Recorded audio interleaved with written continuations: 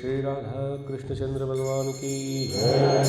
श्री श्री निताय गौरचंद्र की जय।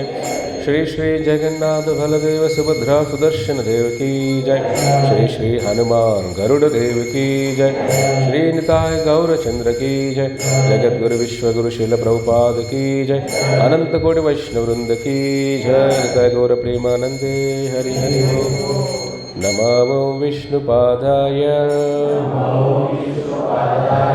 कृष्ण प्रेष्ठाय भूतले श्रीमते भक्ति वेदांत स्वामिन्निति नामिने नमस्ते सारस्वते देवे गौरवाणी प्रचारिणे निर्विशेष शून्यवादी पाश्चात्य देशतारिणे जय श्री कृष्ण चैतन्य प्रभु नित्यानंद श्री अद्वैत गदाधर श्रीवासादि गौरभक्तवृंद हरे कृष्णा कृष्ण कृष्ण हरे हरे हरे राम राम राम हरे हरे। ओम नमो भगवते वासुदेवाय।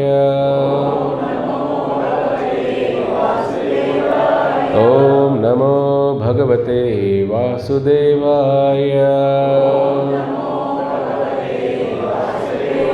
ओम नमो भगवते वासुदेवाय।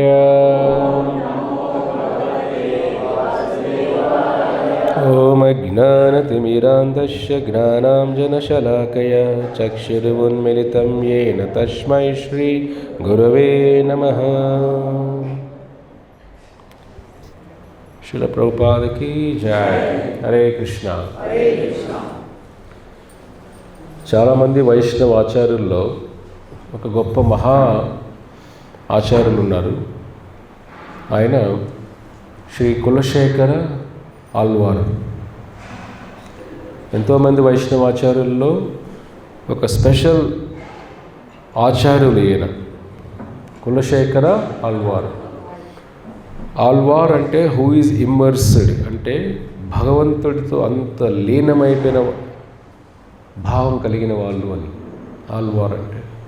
సో కులశేఖర ఆళ్వార్ ఎవరయ్యా అంటే మహావిష్ణువు చాలా స్వామికి అలంకరణలో కౌస్తుభ అనే అలంకరణ, ఒక చిన్న జూవల్ ఉంటుంది కౌస్తుభ, ఇలాగ స్వామికి వక్షస్థలం పైన వస్తుంది కౌస్తుభం. ఆ కౌస్తుభం యొక్క అవతారమే కులశేఖర ఆళ్వార్.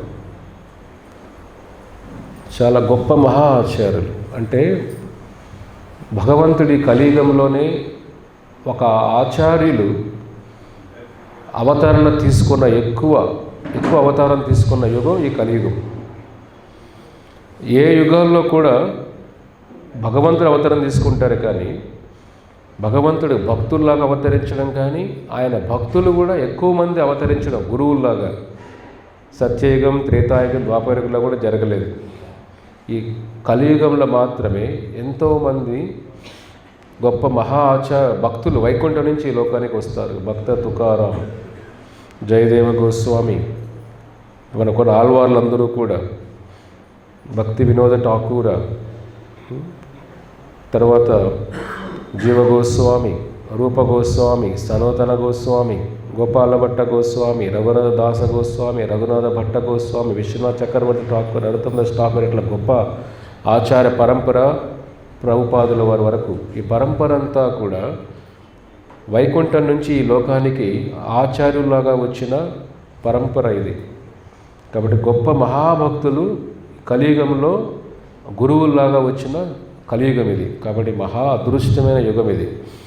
ఎందుకంటే వీళ్ళందరూ కూడా ఒక 1000 సంవత్సరాలు ముందు నుంచి ఇప్పటి వరకు ఎంతోమంది గొప్ప మహా ఆచార్యులు వచ్చారు ఈ లోకానికి.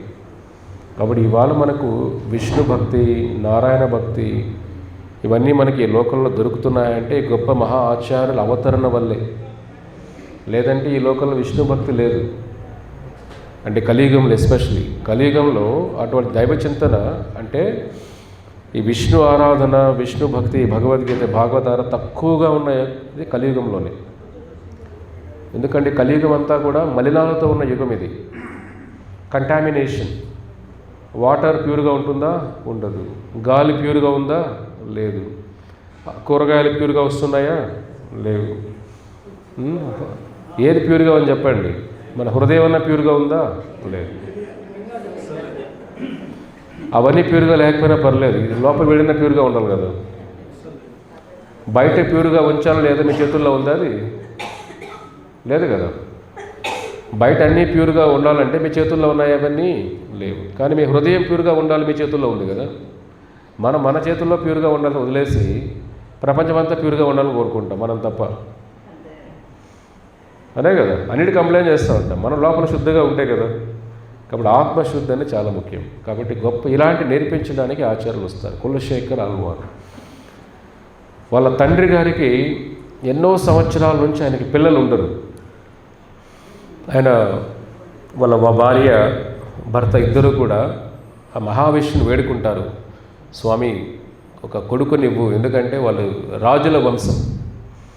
ఒక రాజుకి ఆ రాజు పరంపర కొనసాగాలంటే కొడుకు చాలా ముఖ్యం. అంటే వంశ వృద్ధి చెందడం కాదు, కానీ రాజ్యాన్ని పరిపాలించే ఒక సేవలాగా చూడాలి దాన్ని మనం. ఇప్పుడులాగా కాదు. అంటే మనం ఇప్పుడు పవర్లో ఉన్నామంటే మన పిల్లలే పవర్లో కూర్చోవాలి. పవర్ గురించి కాదు, ఇక్కడ సేవ గురించి.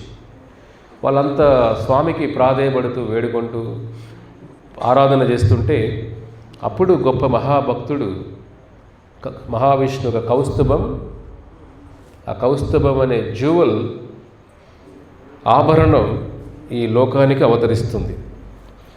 సో ఆయనే కులశేఖర ఆళ్వార్. ఇది ఎక్కడ జరిగింది? కేరళ, తిరువనంతపురం. మీరందరూ వినుంటారు కూడా, తిరువనంతపురం, తిరువనంతపురం అనంత పద్మనాభ స్వామి. అనంత పద్మనాభ స్వామి ఈ వంశమంతా కూడా కులశేఖర భక్తులు వాళ్ళ ముందు తరం రాజులందరూ కూడా అనంత పద్మనాభ స్వామి సేవకుల్లాగా ఉండేవాళ్ళు, రాజులాగా ఉండేవారు కాదు. ఆ దేవాలయం అంటే అనంత పద్మనాభే. ఈ త్రివేంద్రానికి, ఈ రాజ్యానికి రాజు అనంత పద్మనాభ స్వామి. మనమందరం కూడా సేవకులే, ఈ భావంతో ఉండేవాళ్ళు.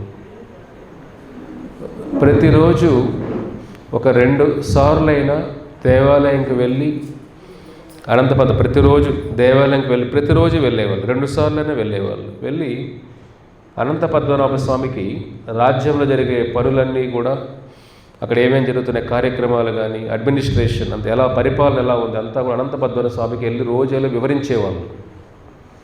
ఎలాగైతే ఒక సేవకుడు వచ్చి రాజుకి ఎలాగైతే వివరిస్తాడో, వీళ్ళు ఎప్పుడూ కూడా కులశేఖరాల వాళ్ళు అందరూ కూడా ఎప్పుడు కూడా రాజులాగా అనుకోలేదు వాళ్ళు. మనం ఈ రాజ్యానికి సేవకులము, రాజు అనంత పద్మనాభ స్వామి.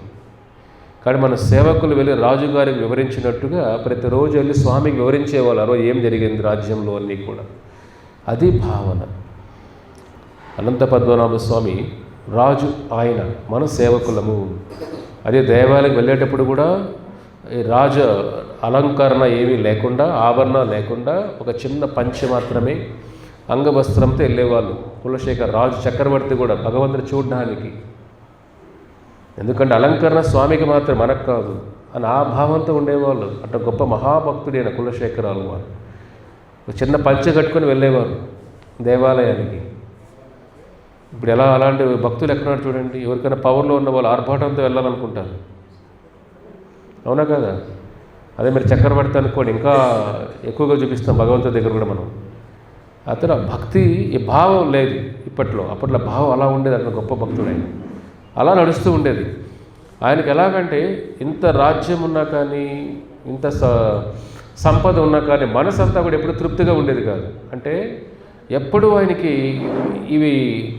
ఇది ఎంజాయ్ చేద్దాము, అదే ఎంజాయ్ చేద్దాం, రాజభోగాలు అనుభవిద్దాం, ఆ భావన ఉండేది కాదు కులశేఖరాల వారికి. ఆయన మనసంతా కూడా ఎప్పుడు స్వామికి సేవ చేద్దాం, స్వామి గురించి విందాం, ఇదే ఎక్కువ చింతన, ఇదే ఉండేది. మహావీరుడు కూడా, అన్ని విద్యలు తెలిసినవాడు. ఎలాగంటే త్రివేంద్రం వచ్చినా కానీ మనకు చోళ పాండ్య రాజ్యాలన్నీ, అంటే కాంచీపురం, మధురై, ఇవన్నీ కూడా చోళ పాండ్యాలకి రాజధానులు ఇవన్నీ. సో ఆయన త్రివేంద్రం నుంచి కాంచీపురం, మధురై ఇవంతా కూడా ఆయన ఆధీనంలో ఉన్నాయి. కేరళ, తమిళనాడు అంతా, అంత గొప్ప మహాచక్రవర్తి రాజు ఆయన. కానీ మనసంతా కూడా ఎప్పుడు స్వామి గురించి ఆలోచిస్తూ ఉండేవాడు. ఇవన్నీ ఉన్నా కానీ, భోగాలు ఉన్నా కానీ మనసు వెళ్ళేది కాదు ఆయనకి. అటువంటి భావన ఉండేవాడు. అటువంటి రాజులు ఎక్కడున్నాడు చెప్పండి మీరే. మనం ఏమి లేకపోయినా రాజులాగా నటిస్తాం మనం, అంతే కదా. కలియుగం ఏమిటి, ఏమీ లేకపోయినా కూడా 1 గ్రామ్ గోల్డ్ వేసుకున్నా సరే మనం ఏదో అట్లా కొద్దిగా ఆర్భాటం చూపించాలని ఉంటుంది భావనలు అంతా, అవునా కదా. కొంత పెళ్ళిళ్ళకి ఎలా అంటుంటారు ఇలా ఏమిటది బ్రేస్లెట్ ఇట్లా ఊరికెట్ అంటారు, ఇట్లా చూడట్లేదు, చూడు బా ఇదే, అవునా కదా. మనం వేసుకునేది ఎవరు చూడలేదని మన బాధ వేస్తుంది. మనం చూపించడానికి సగం పెళ్ళిళ్ళకి వెళ్తాం. యాక్చువల్లీ ఇది అవకాశం అనుకుంటాం, అది షోరూమ్, మన షోరూమ్ లాగా. ఇంట్లో ఏమేమి ఉన్నాయి మన దగ్గర అన్నీ కూడా. అందుకే దొంగలకి పెళ్ళికి వెళ్తే చాలు, ఎవరింట్లో ఎవరో తెలిసిపోతుంది. అంటే మన రాజులాగా లేకపోతే రాజులు నటిస్తాం ఇక్కడ. ఇక నిజమైన రాజు ఆయన భావన ఏమిటి, సేవకుడు భావన. ఇది భక్తిలో వచ్చే మార్పు. ఇది భక్తిలో ఉన్న వాళ్ళు ఎప్పుడు కూడా రాజు అనే భావన రాదు, దాసుడే అనే దాసి. అందుకే మన సంస్థల్లో చూడండి, ప్రభుపాదుల వారు అందరికీ పెళ్ళిచ్చేటప్పుడు ప్రభువులకి దాస, మాతాజీలకి దాసి. కృష్ణుడి యొక్క దాసులు దాసీలు. ఇది భావన. అందరి పేర్లు ఎలా ఉంటాయి, లాస్ట్లో దాస అని వస్తుంది. బయట పేర్లు ఎలా ఉంటాయి, ట్యాగులు ఉంటాయి బయట అందరికీ లాస్ట్లో, అవునా కదా. ట్యాగులు మీద ట్యాగ్ తెలుసు అందరికీ, ట్యాగులు ఏముంటాయి లాస్ట్లో, వెనకాల ట్యాగులు ఉంటాయి కదా, నాయుడు, చౌదరి, రెడ్డి, వర్మ, గుప్తా, శర్మ, ఇదంతా మన కర్మ, అవునా కదా. ఇదంతా మన కర్మే కదా, కర్మ కాబట్టి ఇట్లా ఉన్నాయి ఇవన్నీ. లాస్ట్లో మన పేరు లాస్ట్లో ఏముండాలి, దాసి, హరిదాసి, కృష్ణదాసి. ఇది మానవ జీవితం, ఈ దాసు అవ్వడానికి. కాబట్టి కులశేఖరాల వారు ఇంత గొప్ప ఉన్న సామ్రాజ్యం ఉన్నా కానీ మనసు ఉండేది కాదు, మనసు ఉండేదే కాదు.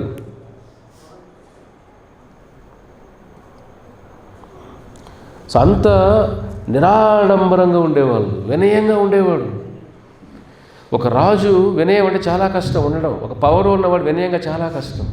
పవర్ వస్తే మనిషిని భావాన్ని మార్చేస్తుంది, ఆలోచనలు మార్చేస్తుంది. ఒక బంధాలపైన విలువలు తగ్గిపోతాయి. పవర్ ఉందన్న, డబ్బులున్నా అహంకారం వచ్చేస్తుంది. ఫస్ట్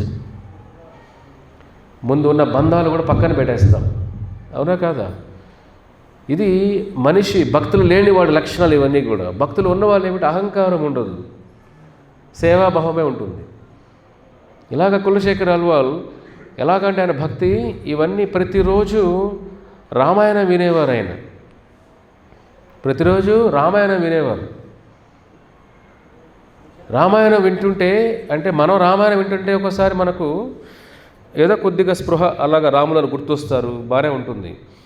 ఆయన రామాయణం ఎలా వినేవారంటే ఇక్కడ ఇప్పుడు జరుగుతుంది అదే భావంతో ఉండేవారు ఆయన. అర్థమవుతుందా. ప్రతిరోజు రామాయణం వినేవాళ్ళు. ఒకరోజు రామాయణంలో ఏంటంటే ఆయనకి ఏంటంటే భక్తులు సేవ చాలా ఇష్టం ఆయనకి. వైష్ణవులు అంటే చాలా ప్రాణం.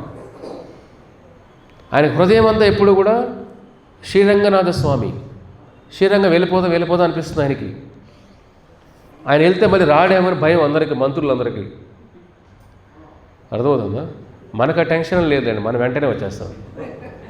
మనం అక్కడ ఉండమని ఎక్కువ 5 రోజుల తర్వాత లేదు బ్రో, అక్కడే ఊరు మిస్ అవుతున్నాం బ్రో, ఆ గాలి మిస్ అవుతున్నాం, అంతా ఆ పొల్యూషన్ మిస్ అవుతున్నాం. అంతే కదా. ఇది మా భక్తులు ఆస్వాదం లేని వాళ్ళకి తీర్థయాత్రలు కూడా ఒక ఆటంకంలా కనిపిస్తుంది. ఏది మరి ఎప్పుడు ఈ ప్రసాదాలు ఇవేవి అక్కడ వేరే రుచులు తగ్గినాయి ఇవన్నీ కూడా. అంటే మనసు అంతా వేరే విధంగా ఉంటుంది మనకు ఒక తీర్థాలకు వెళ్ళినా కానీ. ఇక్కడ ఏమిటి, అతను తీర్థయాత్రలు వెళ్తే ఇంటికి రావడేమో, వాళ్ళ రాజ్యానికి రావడానికి భయం వాళ్ళకి. అలానే ఏం చేస్తారు, అయ్యా నువ్వు తీర్థయాత్రకి వెళ్ళొద్దు, భక్తుల్ని ఇక్కడ తీసుకొని వచ్చేస్తావు, వాళ్ళు వస్తుంటారని వాళ్ళు ప్లాన్ చేస్తారు. ఏం ప్లాన్ అది, ఈయన శ్రీరంగం వెళ్లకుండా ఆ శ్రీరంగం నుంచే భక్తులు తీసుకొచ్చేవాళ్ళు. రోజుకి ఒక భక్తుడిని త్రివేంద్రానికి ఒక భక్తుడు వచ్చాడు అనుకోండి, ఈయన తెలియదు పాప రాజుకి, ఈయన శ్రీరంగం పోదాం అనుకుంటాడు, ఒక భక్తుడు వస్తాడు. అప్పుడు వెంటనే అయ్యో భక్తులు వైష్ణవ సేవ కదా, అయితే నేను రేపు వెళ్తానులే అని పోస్ట్పోన్ చేసేవాడు. రేపు మళ్ళీ రెడీ అయ్యి ఇంకో భక్తుడు వచ్చేవాడు. ఇది నేను వైష్ణవ సేవ. వచ్చిన భక్తులకి వాళ్ళకి కావాల్సిన ఏర్పాట్లు చేయడం, వాళ్ళకి సేవ చేయడం. ఎందుకంటే వాళ్ళ స్వామి సేవ చేస్తున్నారు కాబట్టి వైష్ణవుని సేవ చాలా ముఖ్యం. మన మహావిష్ణువుని 60,000 సంవత్సరాలు చేసే పుణ్యం ఎంతైతే వస్తుందో, మహావిష్ణువుని 60,000 సంవత్సరాలు, కృష్ణ భగవానుల్ని 60,000 సంవత్సరాలు చేసే పుణ్యం ఎంతైతే వస్తుందో, ఆ గొప్ప మహా ఆచార్యులు ప్రభుపాదుల వారు ఇలాంటి గొప్ప మహా ఆచార్యుల్ని ఒకరోజు ఆరాధన చేస్తే వచ్చే పుణ్యంతో సమానం అంతా కూడా. అర్థమవుతుందా? ఇది సామాన్య విషయం కాదు. ఇది కృష్ణుడిని మీరు 60,000 సంవత్సరాలు తపస్సు చేస్తే, ఆరాధన చేస్తే, సేవ చేస్తే ఎంత పుణ్యమైతే వస్తుందో, గొప్ప వైష్ణవ ఆచార్యుల్ని, ప్రభుపాదులు లాంటి గొప్ప ఆచార్యుల్ని ఒక్కరోజు సేవ చేస్తే దాని పుణ్యంతో సమానం అని అంటారు ఆచార్యులు. ఇది ఆయనకి బాగా ఈ సారం అర్థమైంది కులశేఖర ఆళ్వారు. అందుకే నేను రంగనాథ స్వామి గుడికి వెళ్ళిన రంగనాథకి సేవ చేస్తాను, ఇక్కడ వైష్ణవులు ఆచార్యులు వచ్చారే, ఈ ఆచార్యులు ఒక్కరోజు సేవ చేస్తే మన 60,000 సంవత్సరాలు రంగనాథ స్వామికి సేవ చేసినట్టు కదా. చూడండి, అందుకే మీకు అందరికీ గురు పూజ అని ఎందుకు నేర్పించింది, ఎందుకంటే ప్రతిరోజు గురు పూజ ఎందుకు చేయమని చెప్తాం. ఇది ఆచార్య ఉపాసనం. ఆచార్య ఉపాసనం కృష్ణ ఉపాసనం కంటే కొన్ని వేల రెట్లు ముఖ్యమైనది ఒక సాధక భక్తుడికి. వైష్ణవాచార్యులు అందరు కులశేఖర ఆళ్వార్ ప్రతిరోజు రంగనాథ స్వామి వెళ్ళాలనుకుంటాడు, ఏదో వైష్ణవ ఆచార్యులు వస్తారు, వాళ్ళకి ఆ సేవ చేస్తూ గడిపేస్తారు రోజంతా. అలాగ కొన్ని సంవత్సరాలు గడిచిపోద్ది. అలాగే ఆయన శ్రీరంగం ఎలా అనుకుంటే రోజుకు భక్తులు వస్తూనే ఉంటారు. ఇదంతా తెలియదు పాప, ఇదంతా ట్రాప్ అని. కానీ ఆ సేవలను ఆస్వాదిస్తూ ఉంటారు. ఇప్పుడు వీళ్ళకి ఇంకో ప్రాబ్లం వచ్చేసింది. ఇదేంట్రా బాబు, ఈయన భక్తులు వస్తారు, రోజు మీటింగ్ నన్ను పక్కన పెట్టి భక్తులతో ఉండిపోతున్నాడు ఈయన. అంతే కదా, రోజు భక్తులు వాళ్ళు సేవ చేయాలి కదా, పొద్దున్న వాళ్ళతో ఉండిపోతాడు ఏమిటి, మనమేదో వేరే ప్లాన్ చేసి ఆయన వేరే ప్లాన్ వెళ్ళిపోతున్నాడే. ఇలాంటి ఆలోచనలు ఉంటాయి అందరికీ, మంత్రులందరికీ కూడా. కానీ రోజు రామాయణం వినేవాళ్ళు.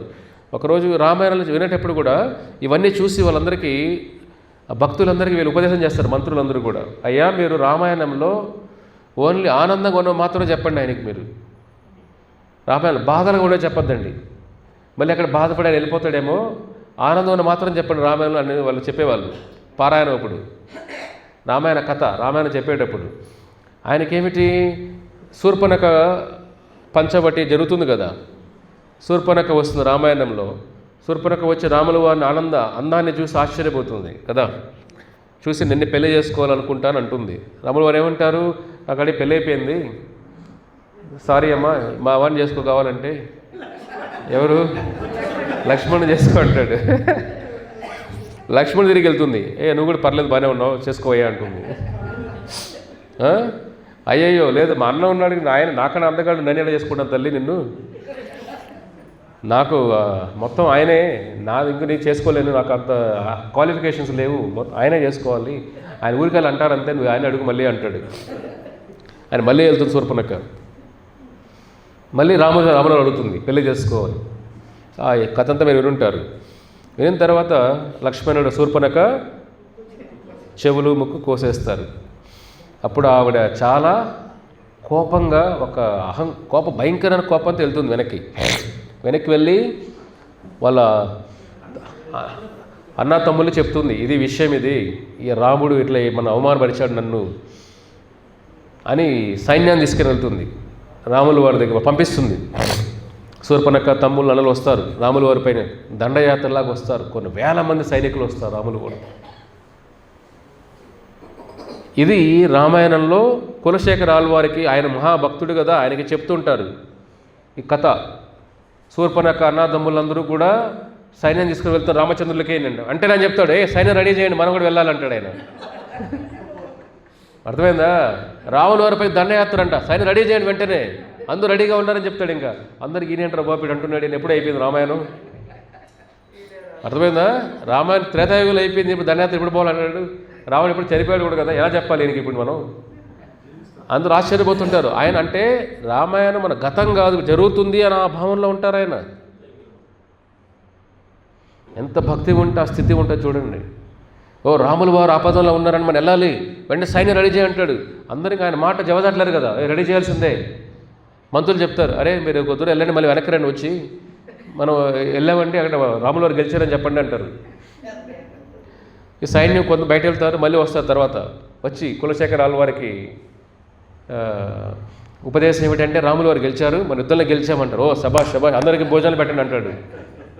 అంటే రాజ్యం అంతా కూడా ఏమిటి, ప్రసాదాలు పెడతాడు. ఇది ఒక భక్తుడి జీవితం అంటే, భగవంతుడి లీలలను ఆనందిస్తూ భగవంతుడి కృష్ణ ప్రసాదాన్ని 10 మందికి ఇవ్వడం. మానవ జీవితం దీనికోసం మనకు. ఇదేదో కాసేపు పడుకునే బెడ్ టైం స్టోరీస్ కాదు ఇవి. పడుకునే ముందు రామాయణం వింటూ పడుకొని ఏదో కథ స్టోరీ వినేసి, గర్భంలో ఉన్నప్పుడు వినేసి, గర్భమైన తర్వాత వాడికి నానా గడ్డి చూపించి, గర్భంలో ఉన్నప్పుడే వాడి గురించి భయం, వాడు వచ్చి పుట్టిన తర్వాత పరిస్థితి ఏమిటి, మనం సరిగ్గా పెంచాలి కదా మనం. ఇవన్నీ ఏమిటి, ఏదో కొద్ది స్టోరీలా కాదు ఇది, దాన్ని జీవించాలి. మన హృదయం అక్కడ వెళ్ళాలి, రాముల వారి దగ్గరికి వెళ్ళాలి. చూడు ఎంత అద్భుతమైన భావన అంటే, శూర్పణఖ రాముల వారి దండయాత్రకు వెళ్తున్నారు వాళ్ళ సైన్యం అంతా. అంటే ఆయన భావన వెంటనే సైన్యాన్ని రెడీ చేయండి, రాముల వారు ఆపదలో ఉన్నారు, ఇది కదా భావన. వీళ్ళకి ఏం చెప్పాలో అర్థం కాదు. అంటే రామాయణంలో రాముల వారి కళ్యాణం వస్తున్నప్పుడు అనుకోండి, ఇంకంతే రాముల వారి పెళ్ళి వివాహం అంతా, ఊరంతా కూడా భోజనాలు చేయండి అంటే సెలబ్రేషన్. అంటే అక్కడ అయోధ్యలో ఉన్న వాళ్ళు ఎలాగైతే ఉంటారో, అయోధ్య వాసులు ఎవరు, రాముల వారు ఆనందంగా అనిపిస్తే వాళ్ళు ఆనందంగా ఉంటారు, రాముల వారు బాధలో ఉంటే వాళ్ళు బాధలో ఉంటారు. అది అయోధ్యవాసి అంటే.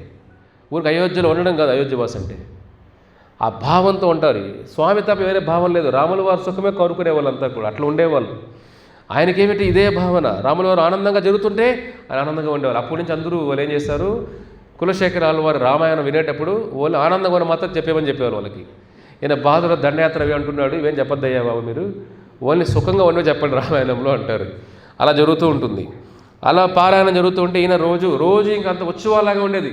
కులశేఖర త్రివేంద్రం అంతా ఉత్సవాలే, రోజు సెలబ్రేషన్సే కదా. అదే వినేవాడు ఆయన, అదే ఆర్డర్ ఇచ్చేవాడే, బాగా సెలబ్రేట్ చేయండి ఇవాళంతా కూడా, రాముల వారికి ఆనందంగా ఉన్నారు ఇవాళ.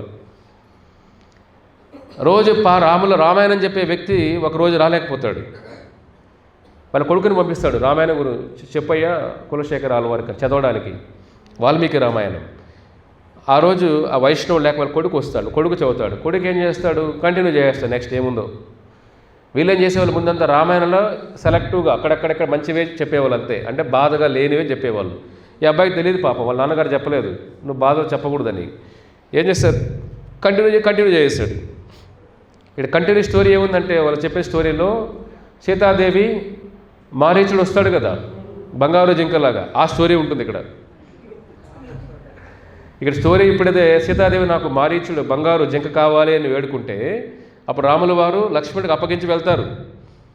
కానీ మారీచుడు ఏంటి, బంగారు జింక కాదు కదా, రాక్షసుడు.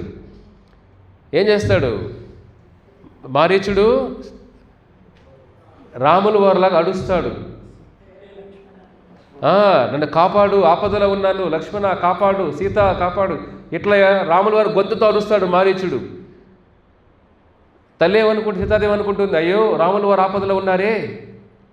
దాని ముందు రాముల వారు చెప్తారు, ఇది వద్దు, ఇది బంగారు జింకేమిటి, సృష్టికర్త ఆయన తెలియదు, కానీ చెప్పలేడు కదా. ఒకసారి భార్య అడుగుతుంది, భర్త చెప్తాడు వద్దు వద్దు అంటాడు, పరిస్థితి ఎలా అవుతుంది, ఈ పక్కల అయినా అందరూ తెలుసు బాగా. ఒకసారి పరిస్థితులు అలా ఉంటాయి. రాముల వారు కూడా తప్పలేదు అది. సో రాముల వారికి తప్పదని వెళ్తారు పాపం ఆయన. అదే ఒక కుటుంబ బంధాలలో ఇదే యాంగ్జైటీ, బాధలు తీసుకోవాల్సిందే. కుటుంబం అంటేనే బాధలు తీసుకోవాల్సిందే, ఓన్లీ సుఖం దొరకదు ఇక్కడ. కుటుంబం అంటేనే బాధలు పంచుకోవడం. 1% సుఖం, 99% బాధలే. తిట్టుకుంటూ ఉంటాం కానీ అక్కడే ఉంటాం, కొట్టుకుంటూ ఉంటాం అక్కడే ఉంటాం, రోజు యుద్ధాలు చేస్తూ ఉంటాం అక్కడే ఉంటాం. 10 నిమిషాల సుఖం, 23 గంటలు కొట్లాటలే ఉంటాయి. ఇదే కదా కుటుంబ జీవితాలంటే. రాముల వారు మనం నేర్పిస్తుంది ఇక్కడ. కుటుంబాల బంధాల్లో ఉంటే ఒకసారి పరిస్థితి ఎలా వస్తుంది చూడండి. జింక అడగడం ఏంటి, ఆయన వెళ్ళడం ఏమిటి, ఆ మారీచుడు ఆ విధంగా పిలవడం ఏమిటి, లక్ష్మణుడు నేను వెళ్ళను తల్లి, వాడు మారీచుడు చెప్తున్నాడు, లేదు నువ్వు నన్ను అనుభవించాలనుకుంటున్నావు కదా. చూడండి ఎంత లక్ష్మణుడి గుండెల్లో కోసేసినట్టు అయితే అది. తల్లి నువ్వు ఎలా ఉంటావో నాకు తెలియదు తల్లి అంటాడు లక్ష్మణుడు. లక్ష్మణుడు ఎప్పుడూ కూడా సీతాదేవి ముఖం కూడా చూడలేదు, పాదాలు తప్ప. అంత గొప్ప మహాభక్తుడికి మాటలు వింటుంటేనే వణికిపోతాడు లక్ష్మణుడు ఆ మాటలకి. కానీ తప్పకుండా వెళ్ళని పరిస్థితి. ఇదంతా అయిన తర్వాత ఎప్పుడైతే ఈ సంఘటన జరుగుతుంటుందో, రాములు వారిని ఈ విధంగా మారీచుడు మోసం చేశాడు ఎప్పుడైతే వింటాడో, సీతాదేవిని కిడ్నాప్ చేస్తాడు రావణుడు. అప్పుడు అంటాడు కులశేఖరాలు, సైన్యం రెడీ చేయండి లంకకి అంటాడు.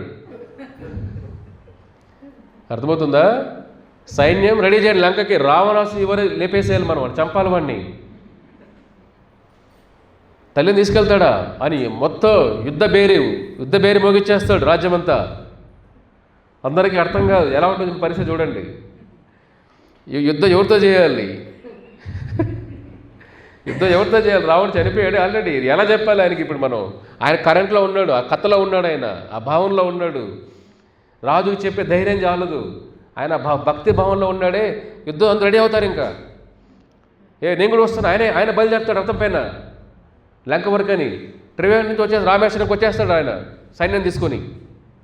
చూడండి, సైన్యం తీసుకొని రామేశ్వరంకి వచ్చేస్తాడు సముద్రం దాటాలని. వెనకాల సైన్యం.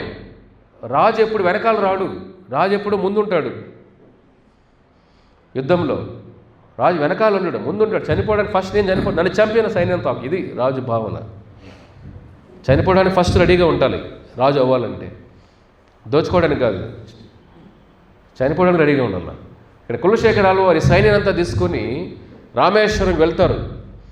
రామేశ్వరం నుంచి ఇంకా లంక రామసేతు ఉంది కదా, 51 కిలోమీటర్లు అది రామేశ్వరం నుంచి శ్రీలంకకి. ఈయన అందరూ వెనకాల సైన్యం ఉంటారు. కులశేఖరాల వారు మాత్రం సముద్రంలో నడుచుకొని వెళ్ళిపోతుంటారు. అలాగా లంక దాటాలి కదా అని ఆయన నడుస్తూ ఉంటే మునిగిపోతున్నాడు. అది ఆయన గమనించట్లేదు కూడా. చూడండి ఎలా ఉంది ఇది, ఎలాంటి భావన ఇది. మంత్రులు అందరూ ఎంతమంది ఆపినా ఆయన వినట్లేదు. సముద్రం దాటాలి, మనం నడుచుకుని సముద్రం వెళ్తూ అడుగు వేస్తుంటే మునిగిపోతున్నాడు ఆయన. ఇంకా మునిగిపోతాడనగా రాములు వారు వస్తారు, శ్రీరామచంద్రులు వస్తారు. కులశేఖర యుద్ధం అయిపోయింది, కులశేఖర మన యుద్ధం గెలిచేసాం, కులశేఖర రావణుడు చంపేసాం కులశేఖర అంటాడు. అబ్బా స్వామి వెరీ గుడ్. చూడండి, ఆ భక్తులు లేరు ఈ కాలంలో. రామచంద్రులు ఉన్నారు, కృష్ణ భగవాన్ ఉన్నారు. అలాంటి నిస్వార్థంగా అలాంటి తన్మయతుల్లో భక్తులు లేరు ఈ కలియుగంలో. భగవంతుడు లేడు కాదు, భక్తులు లేరు. సముద్రంలో మునిగిపోతున్న శ్రీరామచంద్రులు ఎదురుగా వచ్చి మన యుద్ధం గెలిచేసామయ్యా, వెనక వెళ్దాం రా మనం అని కులశేఖరుని స్వయంగా రాములు వారు తీసుకొని వచ్చి ఒక మాట అంటారు. నన్ను నమ్ముకున్న భక్తులు నా కోసం సంసార బంధాలు సముద్రం దాటుతున్నది కాదయ్యా, వాళ్ళ సంసార బంధాలని నేను మోసుకొని వెళ్తాను అలాంటి భక్తుల్ని అంటాడు ఆయన. నాకు సేవ చేసే భక్తుల్ని నేనే మోసుకొని వైకుంఠం తీసుకెళ్తాను వాళ్ళని. ఇది రాములు వారు ప్రేమ భక్తుల పైన. కాబట్టి నేను తీసుకుని వెళ్తాను, నా కోసం వచ్చావు కదా నువ్వు అని రాములు వారు మోసుకుంటూ త్రివేంద్రం తీసుకెళ్తారు కులశేఖరుని. అది ఆశ్చర్యపోతారు. అంటే రాములు వారు ప్రత్యక్షమవడం ఏమిటి, రాములు వారు మాట్లాడుతున్న అంత భక్తిలో ఉన్న కులశేఖరాలు వారు ఆయన మోసుకొని త్రివేంద్రంకి వెళ్తారు. ఇప్పుడు మనం వచ్చేసాం, మనం ఇప్పుడు నిశ్చింతగా పరిపాలించయ్యా, అంత ప్రాబ్లం సాల్వ్ అయిపోయినా రాములు చెప్పిన తర్వాత కులశేఖర్ మనసు నెమ్మదవుతుంది. ఎంత గొప్ప మహాభక్తుడైతే ఆయన సముద్రంలో దాటేయాలి, రాముల వారిని సహాయం చేయాలి, సేవ చేయాలని మునిగిపోతున్నాడు. చూడండి, మనం కూడా భక్తిలో మునిగినప్పుడు రాముల వారు లేపుతారు, మన పైకి తీసుకొస్తారు. ఇక్కడ భక్తులను ఎప్పుడు రాముల వారికి భగవంతుడి చేతులు వదిలిపెట్టాడు అలాంటి భక్తుడిని. ఒక నిస్వార్థమైన హృదయం రావాలి ఇక్కడ. ఇవన్నీ ఏదో స్టోరీలు వినడానికి కాదు, ఇది అలాంటి స్థితి సంపాదించుకోవడానికి. కానీ చాలా కష్టం. ఎందుకు? మనిషి స్వార్థజీవి. ఈ ధనం అనే పిచ్చి, ఈ ధనం అనే కులశేఖర ఆళ్వారు నేర్చుకోవాలి, ఒక్కటే నేర్చుకోవాల్సి. చక్రవర్తి అనంత పద్మనాభ సంపద అంత ఉంది. ఎవరు చేశారు అవన్నీ కూడా? కులశేఖర ఆళ్వారు. స్వామికి అంత సంపద ఏర్పాటు చేశారు ఆయన. తిరుపతి కూడా ఆయన అధీనంలో ఉండేది అప్పుడు, కులశేఖర ఆళ్వారు అధీనంలోనే. తిరుపతి కూడా, కంచీపురం, తిరుపతి, ఇవన్నీ కూడా కంచి వరదరాజ, తిరుపతి శ్రీని వెంకటేశ్వర, తర్వాత శ్రీ రంగనాథ, ఇవన్నీ కూడా ఆయన ఆధీనంలో ఉండే. ఆయన సేవ చేసేవారు. అంత ధనాన్ని సమకూర్చారు. కానీ ఏ రోజు కూడా ధనం పైన వ్యామోహం లేదు ఆయనకి. అదే భగవంతుని జయించాలంటే ఇది దాటుకొని రావాలి. అప్పుడు ఒక మాట అంటారు ఆయన, ఓ రామ, ఓ నారాయణ, కృష్ణ, నీ సరస్సులో చిన్న చేపైనా చాలు నేను. అర్థమవుతుందా? స్వామి, నీ పుష్కరిణిలో, ఏడుకొండలవాడ ఆ శ్రీ స్వామి పుష్కరిణిలో చిన్న చేపైనా చాలు నేను.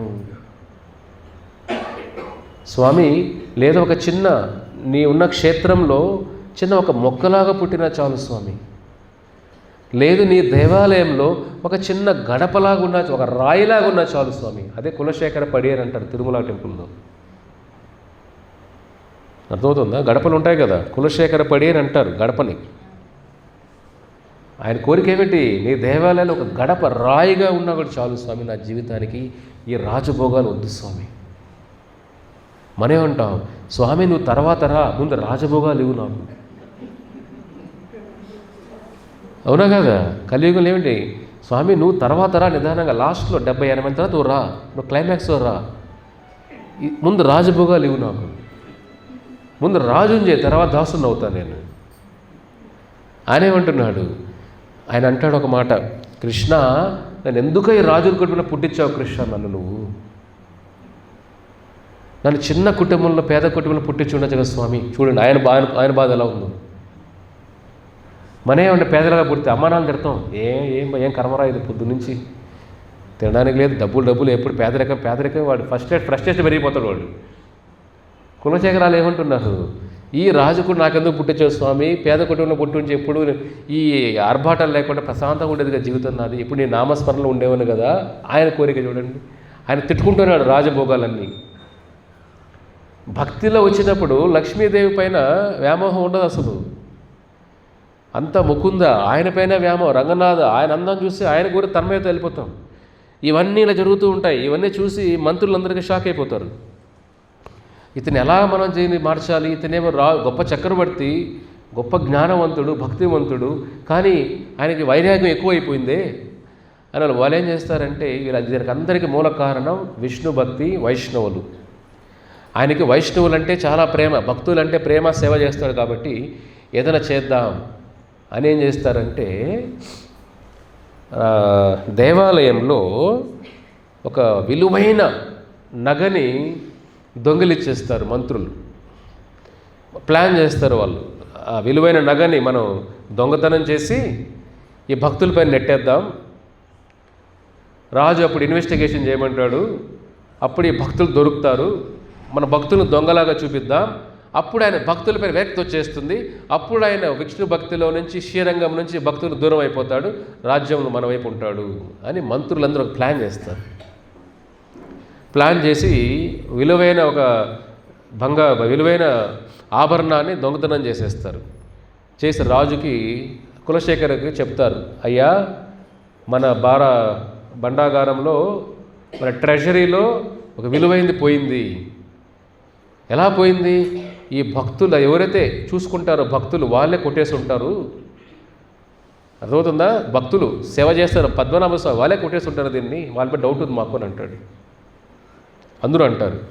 ఆయన ఎంత అంటే భక్తులంటే, లేదయ్యా ఇది కళ్ళ కూడా జరిగే విషయం కాదు, ఇది ఒక నిజమైన వైష్ణవులు లక్ష్మీదేవిని దొంగిలించడం ఏంటయ్యా, నారాయణనే వాళ్ళు సొంతం చేసుకునేశారు. ఈ భావన ఎలా వస్తుంది? అసలు రాదు, మీరు చెప్పేది నాకు ఊహ కూడా రావట్లేదు అంటాడు. లేదండి నిజంగా జరిగిందని అంటాడు.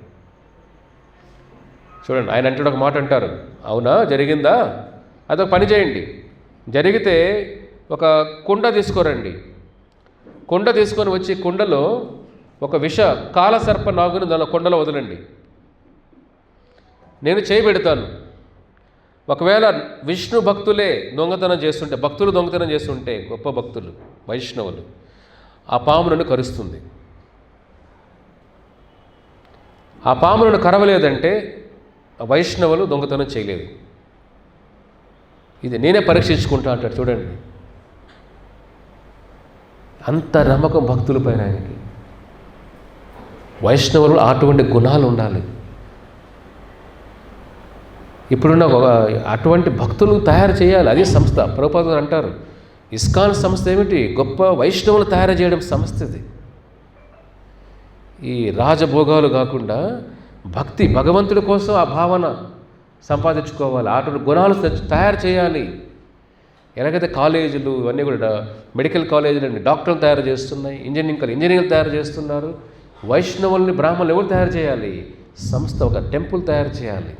అందుకే మీ ఊళ్ళో టెంపుల్ వచ్చేది, అలాంటి గుణాలను తయారు చేయడానికి. ఇక్కడ ఏమైంది?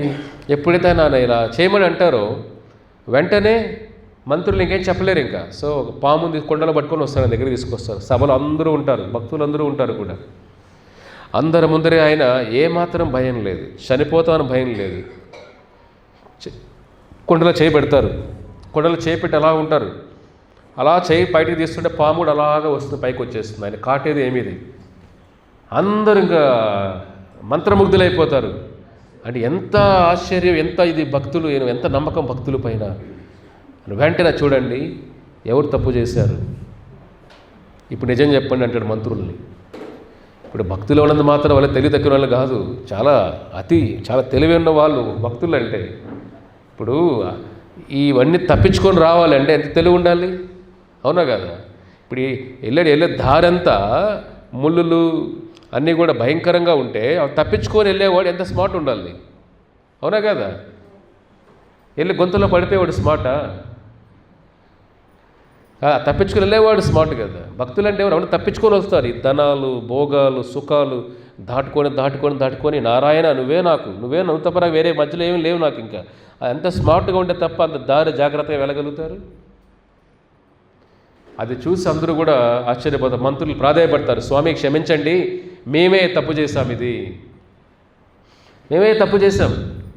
ఎందుకంటే మీరు రాజ్యం పైన మీరు ఇంట్రెస్ట్ తగ్గిపోతుంది, ఈ భక్తులతో మీరు ఎక్కువ సాంగత్యం పెరిగిపోతుంది. కాబట్టి మీరు ఎలాగ సాంగత్యం దూరం అయిపోతారేమో, రాజ్యానికి దూరం అయిపోతారని మేము అందుకే ఇవన్నీ ప్లాన్ చేస్తామంటే ఆయన చాలా కోపడతారు. ఇటువంటి చెత్త ప్లాన్లు వేస్తారయ్యా మీరు, భక్తులపైన అభాండాలు వేస్తారా మీరు? అపరాధ భావం ఇది. ఇంకా చాలా ఆ సమయం వచ్చేసింది. ఇంకా 67 సంవత్సరాల వయసు ఆయనకి. అప్పుడే నా సమయం వచ్చేసింది, వాళ్ళ కొడుకు రాజ్యం అప్పగి నేను ఇప్పుడే క్షణం రంగనాథ స్వామి దగ్గరికి వెళ్ళిపోతున్నాను. ఆయన శ్రీరంగం వెళ్ళిపోతాడు ఇంకా రాజ్యాన్ని అప్పగించేసి. శ్రీరంగం వెళ్ళి ఎప్పుడు కూడా ఆ రంగనాథ స్వామి సేవ చేస్తూ నామాన జపం చేస్తూ గడిపేవారు ఆయన. అంత గొప్ప మహాచక్రవర్తి. ఆయన ముకుందమాల అని రాస్తారు, ముకుందమాల స్తోత్రం అని రాస్తారు. మన అనంత పద్మనాభ స్వామి టెంపుల్లో రాస్తారు. అద్భుతమైన శ్లోకాలు అవన్నీ కూడా. అది కొన్ని తెలుసుకుందాం. అద్భుతమైన శ్లోకాలు అవి, ముకుందమాల స్తోత్రం అని. ఎలాగ కృష్ణుని వేడుకుంటాడో మనం కూడా చూద్దాం. అందరూ చెప్పండి. శ్రీవల్లభేతి వరదేతి దయాపరేతి భక్త ప్రియేతి భవలుంటనా కోవిదేతి నాతేతి నాగశయనేతి జగన్నివాసేతి ఆలాపినం ప్రతిదినం కురు మాం ముకుంద. ఇది ఫస్ట్ శ్లోకం, అద్భుతమైన శ్లోకం ఇది. శ్రీవల్లభేతి వరదేతి దయాపరేతి భక్త ప్రియేతి భవలుంటన కోవిదేతి నాతేతి నాగశయనేతి జగన్నివాసేతి ఆలాపినం ప్రతిదినం కురు మా ముకుంద. ఓ ముకుంద, అలా ప్రతిదినం ఏమిటి చూడండి. శ్రీవల్లభేతి, ఆ లక్ష్మీదేవి వల్లభుడు నువ్వే. వరదేతి, ఏ వరాలను ఇచ్చేస్తావు స్వామి నువ్వు? వరదేతి, ఆ వరం ఏం కోరుకోవాలి? ఏడుకొండల వాడిని స్వామి నువ్వే కావాలి నాకు, ఆ వరం కూడా ఇచ్చేస్తాడు ఆయన. ఆ వరం అడగం మనం. అదే అంటున్నా, వరదేతి, ఏ వరం ఇచ్చేస్తావు నువ్వు? దయాపరేతి, నీ దయను కూడా వెలగట్టలేము స్వామి. భక్తాప్రియేతి భవలుంటన కోవిదేతి, నీ భక్తుల్ని సంసార బంధాల నుంచి దాటి వేస్తావు స్వామి నువ్వు. స్వామి మోసుకొని వెళ్తారు భక్తుడిని. అంత ప్రేమ స్వామికి మోక్షాన్ని ప్రసాదించేటప్పుడు చూడండి అంటున్నారు ఇక్కడ, నాతేతి నాగశయనేతి, ఆ నాగశయన అనంతశయన పడుకున్నావు స్వామి రంగనాథ అంటున్నాడు చూడండి ఇక్కడ. జగన్ నివాసేతి, ఈ ప్రపంచానంతా నడిపించే నువ్వే, ఈ ప్రపంచమే నివాసం కోరుకుంటుంది కాబట్టి ఏమంటున్నాడు, ఆలాపినం, ప్రతిరోజు నీవే నామస్మరణలో ఉండే అదృష్టానికి ఇవ్వు స్వామి. ఇది భక్తుడి కోరిక. ఇది ప్రతిదినం ఉంటేనే మృత్యుదినంలో ఆయన గుర్తుకొస్తాడు. ప్రతిదినం మన సుఖాల గురించి వెనకాల పడుతుంటే మృత్యుదినంలో సుఖాలే గుర్తొస్తుంటాయి. అర్థమవుతుందా? ప్రతిదినం ముకుందమాల, ముకుందని స్మరణలో ఉంటే మృత్యుదినంలో ముకుందుడే కల్లో వస్తాడు, ముకుందుడే స్పృహలోకి వస్తాడు. ఇప్పుడు చనిపోయే మన స్థితిని బట్టే నెక్స్ట్ జీవితం మంది. చనిపోయేటప్పుడు ముకుందని స్మరించుకుంటే ముకుందలోకం, వైకుంఠలోకాన్ని వెళ్తాం. చనిపోయి మన సుఖాలపైన మనసు వెళితే మళ్ళీ ఈ లోకాల్లో పుడుతూనే ఉంటాం. అందుకే ప్రతిదినం ఆలాపినం, ప్రతిదినం మనసు ఆయన వైపు వెళ్ళాలి. కాబట్టి ఇది వారానికి ఒకటి సరిపోదు, ఇది ప్రతిదినం ఉండాలి, ఆ భావన రావాలి. అది ఉన్నప్పుడు ఇది ఆఖరి జీవితం అవుతుంది. కాబట్టి మనసు నిర్మలం చేసుకోవాలి మనం. మళ్ళీ అంటున్నారు, ముకుంద మూర్ధ్నా ప్రణిపత్య యాచే భవంతమేకాంతం ఇయంతమర్థం అవిస్మృతి తవ చరణారవిందే భవే భవే మే అస్తు భవతా ప్రసాద. అందరూ చెప్పండి, ముకుంద మూర్ధ్నా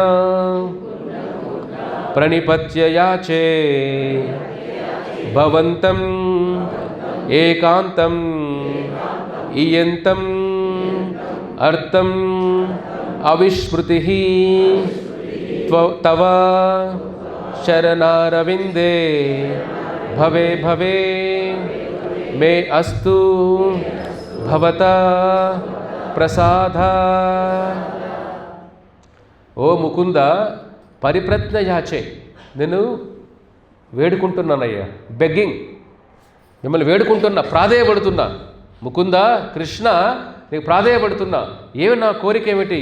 భవంతమేకాంతం, ఒకే ఒక కోరిక ఉంది స్వామి నాకు. ఏమిటి కోరిక? ఇయంతమర్థం, ఈ లోకంలో నాకు ఏదీ వద్దు, అది నా కోరిక. నా కోరిక ఏమిటి? ఈ లోకంలో ఏది వద్దు. అది చెబుతూ ఏమంటున్నారు ఇక్కడ, అవిస్మృతి తవ చరణారవిందే. స్మృతి అంటే ఏమిటి? గుర్తుకు రావడం. విస్మృతి అంటే మర్చిపోవడం. అవిస్మృతి అంటే ఎప్పటికీ మర్చిపోకుండా. అవిస్మృతి తవ చరణారవిందే. ఓ కృష్ణ, నాకు ఒకే కోరిక, భవంతం ఏకాంతం. ఆ కోరిక ఏమిటి? నీ పాదాలు ఎప్పుడు నాకు గుర్తు ఉండే విధంగా ఇంక ఏది లోకంలో గుర్తుకు రాకుండా, అదే నా కోరిక స్వామి. ఆ కోరిక ఎలా ఉండాలి? భవే భవే మే అస్తు భవతా ప్రసాదాత్. భవే, జన్మలైనా నిన్ను మర్చిపోలేకుండా నా మనసు ఎప్పుడు నీపైనే లగ్నం ఉండే విధంగా నాకు ఆ కోరికను ప్రసాదించు స్వామి. ఈ లోకం నుంచి నాకు ఏది వద్దు స్వామి అని అంటారు. ఇది మీరు ఏడుకొండల వాడి దర్శనంకి వెళ్తే ఈ భావన, ఈ చింతన ఉండాలి, ఈ భావన, ఈ కోరిక ఉండాలి. ఇంత ఆచారాలు మనకు ఏం నేర్పిస్తున్నారు? ఇవన్నీ భగవంతుని ఏం కోరుకోని నేర్పిస్తున్నారు మనకు, అవునా కాదా? ఎలా ఉండాలి కోరిక? ఇది అవిస్మృతి తవ చరణారవిందే. నా స్మృతి ఎప్పుడు మీరే ఉండాలి స్వామి, నాకు ఏది వద్దు కృష్ణ. మనకు ప్రతిరోజు మనం చేసే ప్రతి పనుల్లోని కర్మల్లోనూ ఆ భగవంతుడి స్మరణ ఉండాలి. లేదంటే మానవ జీవితం వృధా అయిపోతుంది. అదే అంటున్నారు ఆయన. నెక్స్ట్ ఏమంటున్నారు చూడండి, దివివా భువివా మమ హస్తు వాసో నరకేవ నరకాంతక ప్రకామం అవధీరిత శరధారవిందో చరణోతి మరణేపి చింతయామి. అందరూ చెప్పండి. దివివా భువివా మమ అస్తు వాసో నరకేవా నరకాంతక ప్రకామం అవధీరిత శారదారవిందో చరణౌతే మరణేపి చింతయామి.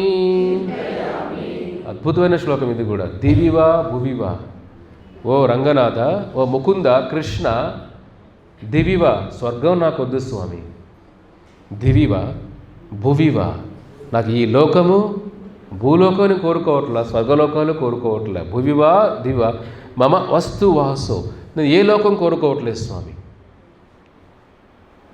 ఏమంటున్నారు ఇంకా? నరకేవా, నరకమైనా నేను అడగట్లేదు.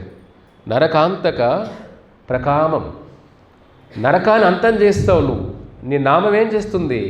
నరకాన్ని అంతం చేస్తుంది. నరకాంతక ప్రకామం అని అంటూ, నాకు ఈ స్వర్గలోకాలొద్దు, భూలోకాలొద్దు, నరకం ఏ లోకమైనా నాకు పర్లేదు, నాకంటూ కోరికలు లేవు, ఏ లోకమైనా నాకు పర్లేదు అంటున్నాడు ఆయన. అంటూ అవధి శరధార విందో చరణోపి మరణేపి చింతయామి. ఏ లోకాన్ని పంపించు, నన్ను నరకలోకానికి పంపిస్తావా పంపించు, స్వర్గానికి పంపిస్తావా పంపించు, లేదా భూలోకంలో పుట్టిస్తావా పుట్టించు, నాకు ఏ లోకమైనా పర్లేదు స్వామి. కానీ నాకు ఒకటే కోరిక ఏమిటి? మరణేపి చింతయామి. నా మృత్యు సమయాల్లో ఎప్పుడు నీ చింతనతోనే కృష్ణ, నీ చింతనతోనే శరీరం వదిలి అదృష్టాన్ని మాత్రం నాకు ఇవ్వు స్వామి. ఇది కోరిక. ఏ లోకంలో వెళ్ళిన భక్తుడికి ఈ ఏ లోకంలో భక్తుడు అది వైకుంఠమే. అది హిందూపూర్లో ఉన్నా, బెంగళూరులో ఉన్నా, ఆయన సేవలో ఉన్నవాడికి ఏ ఊరైతే ఏమిటి? ఇప్పుడు భక్తులకి మాకు ఏ ఊరైతే ఏమిటి చెప్పండి? భక్తులకి ఏ ఊరైతే ఏమిటి? ఏ ఊరైనా ఆయన సేవే కదా.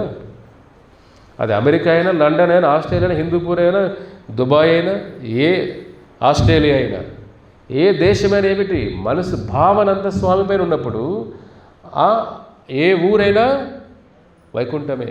భక్తుడికి ఊరుని బట్టి కాదు, మనస్సును బట్టి వైకుంఠం అంటే.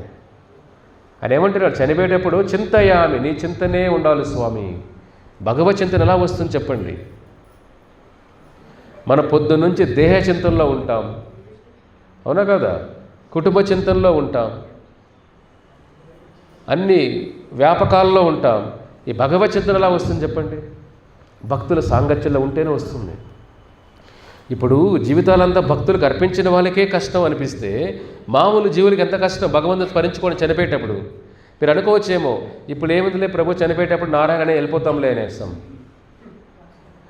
నారాయణ అనలేరు మీరు, నరా అంటారు అంతే, నాలుగు తిరగదు. నారాయణ వాక్కు తీసేస్తాడు. ఎరా పొద్దున్నే రాత్రి నీకోసం బతికి లాస్ట్ నన్ను తలుచుకుంటావు నువ్వు? కాదు కదా. రోజు ఆ చింతనలో ఉండాలి కదా, అవునా కాదా? అదే మనకు నేర్పించేది. ప్రతిరోజు ఆ నామచింతనలో ఉంటేనే భగవంతుడు మనం చనిపోయేటప్పుడు గుర్తొస్తాడు. మన ప్రొద్దున నుంచి రాత్రి వరకు మనం స్వార్థమైన కోరికలతో ఉంటే భగవంతుడు వచ్చినా గుర్తుకు రాడాయన. మతి విభ్రమ, మతి ఏమవుతుంది? విభ్రమ, మర్చిపోతాం.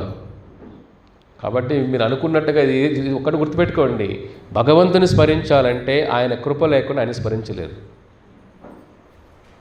మీకు ఎంత జ్ఞాపక శక్తి ఉన్నా ఆయన సడన్గా మిమ్మల్ని పిచ్చోని చేసేయగలుగుతాడు. అర్థమవుతుందా? కొంతమంది చూస్తుంటే పేపర్లో కూడా ఎంతో పెద్ద సైంటిస్టులు ఉండొచ్చు, ఒకరు ఏజ్ తర్వాత వాళ్ళ పేర్లే మర్చిపోయింటారు వాళ్ళు. అంతే కదా, వృద్ధాప్యంలో పేర్లు గుర్తుంటాయా? ఒకసారి మర్చిపోతాం, చాలా కష్టం. భగవంతుడిలా గుర్తొస్తాడు మనకు. ఆయన కృప లేకుండా ఆయన తలుచుకోలేం. ఆయన కృప ఎలా దొరుకుతుంది మనకు? రోజు ఆయన సేవలో ఉంటే దొరుకుతుంది. మీరు కుటుంబ సేవల్లోనే, వాళ్ళ సేవల్లో, వీళ్ళ సేవల్లో ఉంటే మరణేపి చింతయామి ఏమవుతుంది? మరణేపి చింతయామి ఏ చింతన ఉంటుంది? మరణేపి కుటుంబ చింతయామి, మరణేపి భార్య చింతయామి, అవునా? మరణేపి భర్త చింతయామి, మరణేపి పుత్ర చింతయామి, పుత్రికా చింతయామి, మరణేపి నరక చింతయామి, అవునే కదా. ఆ శ్రీహరి మనకు మన భావన రావాలంటే ప్రతిరోజు ఆయన సేవలో ఏదో ఒక సేవ ఉండాలి. అందుకే ఇది నామ సేవ అని అంటాం. దీన్ని మనం సేవ అంటే గుళ్ళో కూర్చొని మనం ఏదో చేయాలని కాదు. సమయం దొరికినప్పుడంతా రోజు 16 మాలల సేవ. ఇది నామ సేవ. స్వామికి చేయాల్సింది మీరు నాలుకతో చేయాల్సిన సేవ ఇది. కలియుగంలో జిహ్వ సేవ చేస్తే చాలు, తన్ని సేవలు చేయలేకపోయినా. అది అంటున్నారు ఇక్కడ ఆయన. కాబట్టి నరకమైనా పర్లేదు స్వామి, నువ్వు నాకు గుర్తుకుంటే చాలు స్వామి అంటే, రోజు ఆయన సేవలో ఉండే కులశేఖర్ ఆళ్వారే కోరుకుంటుంటే చనిపోయేటప్పుడు నీ చింతన ఉండాలి స్వామి అంటే, మామూలు ప్రజల పరిస్థితి ఏమిటి, వాళ్ళ భవిష్యత్తు ఏమిటి? మానవ జీవితం ఇక్కడ పేక మెడలు కట్టుకోవడం కాసిది.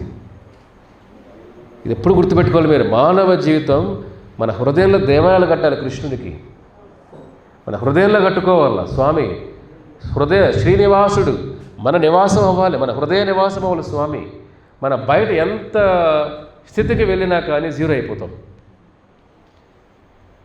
అవునా కదా? బెంగళూరులో ఒక అతను చూసారు మీరు, సీజే రాయ్ అని. ఈ మధ్య కూడా చెప్పాను మీ అందరికీ, కొంతమంది చెప్పుంటాను ఇక్కడ. అతనికి 300 కార్లు ఉన్నాయి, కోట్ల ఆస్తి, కోట్ల ఆస్తి. ఆత్మహత్య చేసుకొని చనిపోయాడు ఆయన. కొన్ని కారులు, ఒక కారు ఇన్సూరెన్స్ 18 లక్షలు కడతాడు నెలకు ఆయన. ఆస్తులు సంపాదించాడు, 20 సంవత్సరాలు ఎంతో స్థితికి వెళ్ళాడు. లాస్ట్కి జీవితం ఏమైంది? అంతా జీరో అయిపోలా. ఒక కారుని అంత వెళ్ళిందా తీసుకెళ్ళేటప్పుడు ఆయనకి? గరాజులు 300 కార్లు ఉన్నాయి, ఒక కారుని వచ్చింది ఆయనతో పాటు. ఒక కారున రాబ్బా వెళ్దాం అట్లాగా, ఎక్కడికి వెళ్తున్నారు చనిపోయిన తర్వాత. 300 కార్లు ఆయనకున్న ఇంట్లో, 300 కార్లు అంట, స్కూటర్లు, లక్షల కోట్లు. ఈ లాస్ట్ జీవితం ఏమైంది? మీతో సంపద, మీతో వచ్చేది భక్తి ఒక్కటే, మీ కర్మలు ఒకటే, మీ ఫ్రెండ్స్. ఈ జీవితంలో మీరు ఏ చేసిన ప్రతి తప్పు మిమ్మల్ని వెంటాడి జన్మల్ని వెంటాడి పట్టుకుంటుంది కాల సర్పంలాగా. కాలం, అందుకే కాలం సర్పంతో పోలుస్తాం. ప్రతి చిన్న తప్పు వెంటాడి ప్రకృతి ఎవరిని వదిలిపెట్టదు ఇక్కడ. మీరు ఎన్ని ప్లాన్లు చేసుకున్నా, ఎంత మీరు సంపాదించిన తప్పే ప్రకృతి దృష్టిలో. ఆ తప్పు నువ్వు వద్దన్నా వెంటాడుతుంది. అందుకే మనకు అంగవైకల్యం రావడం కానీ, ఒక్కోసారి మనకు జబ్బులు రావడం కానీ, పిల్లలు రాకపోవడం కానీ, ఒక మంచి పిల్లలు రాకపోవడం కానీ, భక్తులు రాకపోవడం కానీ, పేదరికం, ప్రతి ఒక్క సమస్య మనం చేసిన తప్పులే. ఇదెవరో వీళ్ళు చూసి భగవంతుడి స్వార్థం కాదు. మనం చేసిన పాపకర్మలే మనం వెంటాడుతాయి, పుణ్యకర్మలు కూడా వెంటాడుతాయి, ఇద్దరు వెంటాడుతారు. అందుకే భక్తి ఉన్నవాడు కర్మల్ని భస్మం చేసి వైకుంఠం వెళ్తాడు. అది స్వామి చేస్తాడు. ఆయన చేసే సేవ భక్తుడికి. మన జీవితాంతం ఆయన సేవ చేస్తే, మృత్యు సమయంలో ఆయన మనం చేసే సేవ అది. అర్థమవుతుందా? కాబట్టి మనం జీవితం ఎలా ఉపయోగించుకుంటున్నామో అదే కులశేఖర్ అంటున్నాడు కదా, ఈ భావంతో రావాలి. ఇక్కడ చూడు ఇంకేమంటున్నాడు ఆయన, ఇంకా అద్భుతమైన శ్లోకం చెప్తాడు. నాహం వందే తవ చరణయో ద్వంద్వం అద్వంద్వహేతు కుంభిపాకం గురుమపి హరే నారకం నాపనేతుం రమ్యా రమా మృదుతను లతా నందనే నాపిరంతుం భవే హృదయ భవనే భావయేయం భవంతం. చూడండి ఇంకా అద్భుతంగా చెప్తున్నాడు ఇక్కడ ఆయన. అంటే ఏమంటున్నాడు ఇక్కడ కృష్ణ, నాహం వందే తవ చరణయోరు ద్వంద్వం. నా హృదయం నీ పాదాలపైనే లగ్నమైన విధంగా చూడు స్వామి. చరణరు ద్వంద్వం అద్వంద్వహేతు, వేరే కోరిక లేకుండా. కుంభిపాకం గురుమపి హరో నరకం నాపరేతుం. నేను కుంభిపాకం నన్ను నువ్వు పకోడలాగా వేయిస్తావో పర్లేదు, నాకు భయం లేదు. అంతేకాకుండా నరకానికి వెళ్తానో భయం లేదు నాకు, ఎక్కడైనా పర్లేదు, అది నేను కోరుకోవట్లేదు, భయం లేదు. రమ్యారామ నందనవరం, స్వర్గలోకంలో ఉండే పార్క్, దాని పేరేమిటి? నందనవనం. స్వర్గలోకంలో పార్క్ అది. ఇంద్రుడు దేవతలందరికీ పార్క్ అది. దేవతలకి పార్క్ ఉంది నందనవనం. అది అలాంటి ఉన్న పువ్వులు కానీ, అక్కడ ఉన్న పండ్లు కానీ, ఆ వాతావరణం కానీ వర్ణించలేము కూడా, అంత అందంగా ఉంటుంది నందనవనం. అదే అలా ఉంటే వైకుంఠం ఎలా ఉంటుంది ఇంకా? ఆయన అంటున్నాడు, ఇక్కడ పోలుస్తున్నాడు, నాకు నరకమైన కుంభిపాకమైన నందనవనం, స్వర్గలోకంలో ఉన్న నందనమైన కూడా నాకేమీ అది కూడా వద్దు స్వామి. రమ్యారామ, రమ్యారామ, ఒక అందమైన భార్యాభర్తలు, ఆ బంధం కూడా నాకు అవసరం లేదు స్వామి అని అంటూ, భవే భవే హృదయ భవనే, జన్మ జన్మలకి నా హృదయంలో ఒకటే కోరుకుంది, ఏమిది? భావయేయం భవంతం. ఎన్ని జన్మలైనా పర్లేదు, ఎక్కడ పుట్టినా పర్లేదు, నరకం వెళ్ళినా పర్లేదు, స్వర్గం ఎక్కడైనా పర్లేదు స్వామి, జన్మ జన్మలకి నీ భక్తికుడుగానే పుట్టించు స్వామి. ఇది మనం కోరుకోవాల్సింది. కాబట్టి మనం అందరం కూడా ఇటువంటి గొప్ప మహా ఆచారాన్ని స్మరించుకోవాలి. మానవ జీవితం ఇంత విలువైన జీవితం మీరే చూడండి. ఇన్ని సంవత్సరాల్లో మీరే లెక్కేసుకోండి, రేపు లెక్కేయండి అందరూ కూడా. మీ వయసు రాసుకోండి, మీ వయసు రాయండి. మీ వయసు రాసి ఇన్ని సంవత్సరాల్లో మీరు ఎన్ని సంవత్సరాలు లేదా ఎన్ని నెలలు మీరు హరిచింతల్లో ఉన్న రాయండి. రేపు రాయండి, లెక్కలు రాయండి. మీ లెక్కలు అంతా ఎక్స్పర్ట్లు కదా మీరు. రేపు లెక్కలు వేయండి. ఆత్మ లెక్కలు ఇవి, వ్యాపార లెక్కలు కాదు. ఆ లెక్క చెప్పేస్తుంది భవిష్యత్తు ఏంటి మీకని. అవునా కదా? మీరు లెక్క రాయండి.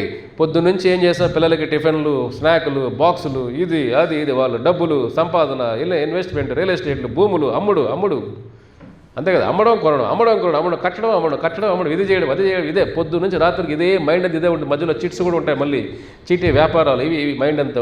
మీరు రాయండి, హరిచింతలు ఎంతసేపు ఉన్నారు రోజులో. మీ వయసు రాయండి, ఇది రాయండి. ఇక్కడ ఏమంటున్నాడు ఆయన, మన చింతన బట్టే భవిష్యత్తు మంది. Simple logic. ఇక్కడే గొప్ప లెక్కలేం లేవు, శ్లోకాలన్నీ కష్టంగా అనిపిస్తాయో మీకు. Very simple. మన ఆలోచన ఎలా ఉంటాయో భవిష్యత్తు అలాగే ఉంటుంది. మనకి వయసు ఎంత, మరి ఈ వయసులో అట్లీస్ట్ సగం వయసులో మన భక్తులు లేమే. సగం వదిలేయండి అట్లీస్ట్. ప్రభుపాదుల వారు ఉన్నప్పుడు చూడండి, సగం వదిలేయండి. అట్లీస్ట్ 70 ఏళ్ళు 60 ఏళ్ళ వయసు అనుకోండి, అట్లీస్ట్ 10 ఏళ్ళైనా మన నిష్టగా సేవలో ఉన్నామా?